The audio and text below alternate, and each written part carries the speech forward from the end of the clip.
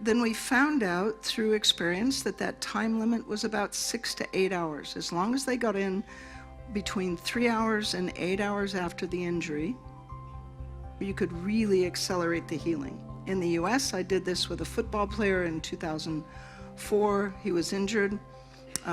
He fractured his fibula. He tore the membrane that holds the fibula and the tibia together.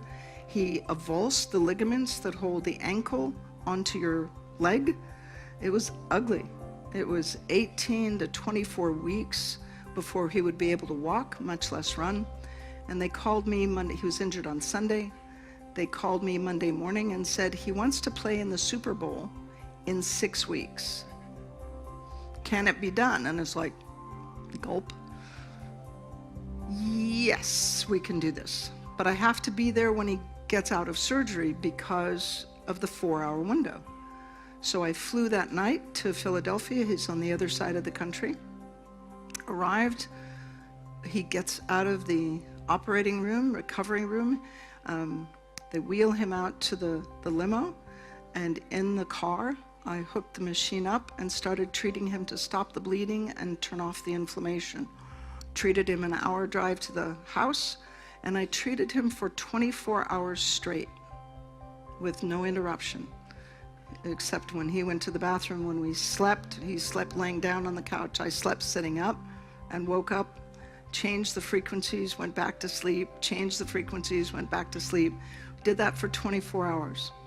When the team trainer came in the morning, he said, well, all right, let's see it. So we undid the boot. We cut open the bandage. And nobody could believe what they saw. In a surgery like that, the ankle should have been this big. It should have been the size of a football. Yeah? It should have been this big. It should have been black, and the color of my shirt. There was zero swelling, zero swelling, zero bruising. In 4 weeks, the fracture had healed. This open spiral fracture was healed. In 4 weeks, the ligaments were stable on x-ray, on fluoroscopy. And in 6 weeks, he played, well, 5.5 weeks, we took apart the scar tissue. So we healed him so fast, there was scar tissue, but the frequencies that dissolve scar tissue are the second precaution. You can't run those frequencies until the injury is 5.5 weeks old.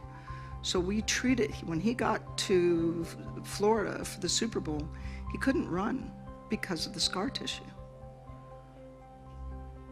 Wednesday, 4 hours. We melted the scar tissue in his leg. This between the nerve and the fascia and the bone, there's a frequency for the periosteum. When you have scar tissue between the nerve and the fascia and the periosteum, the muscles won't work.